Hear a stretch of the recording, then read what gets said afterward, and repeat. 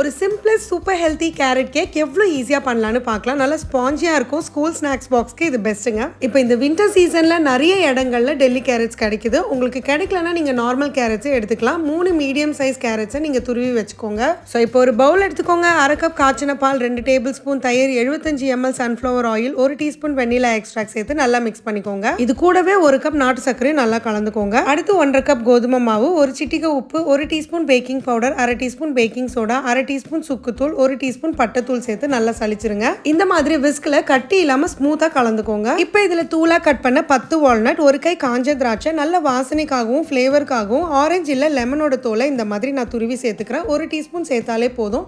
இது கூட நம்ம துருவி வச்சிருக்க கேரட்டை சேர்த்து நல்லா கலந்துக்கணும். கேக் பேட்டர் ரெடி பண்ணிட்டு இருக்கும் போதே நீங்க ஓவனை ஒரு 10 நிமிஷம் ப்ரீ ஹீட் பண்ணி வச்சுக்கோங்க. ஸோ இந்த மாதிரி கேக் டின்ல நீங்க பட்டரோ இல்ல எண்ணெயோ தடவிட்டு பட்டர் ஷீட் வச்சுட்டு கேக் பேட்டரை உள்ள சேர்த்துக்கோங்க. மறுபடியும் நான் வால்நட்டும் ட்ரை கிரேப்ஸும் சேர்த்துட்டு 180 டிகிரி செல்சியஸ்ல 30 மினிட்ஸ்க்கு பேக் பண்ணி எடுத்துட்டேன். கேக் ரெடி ஆனதும் ஈர துணி போட்டு மூடி வச்சு ஒரு 1/2 மணி நேரம் ரெஸ்ட் கொடுத்துட்டு கேக்கை ஸ்லைஸ் பண்ணுங்க. சூப்பரா இருக்கும். இதுக்கு 3 நாள் ஷெல்ஃப் லைஃப் இருக்கு. இது அப்படியே சாப்பிடலாம், இல்லனா இதுக்கு மேல கண்டென்ஸ் மில்க் ஊத்தி சர்வ் பண்ணி பாருங்க. செமையா இருக்கும். அப்படியே சமைக்கும் போது அது ஸ்டவ்வா இருந்தாலும் ஓவனா இருந்தாலும் மறக்காம லவ்வோடு சமைச்சிருங்க.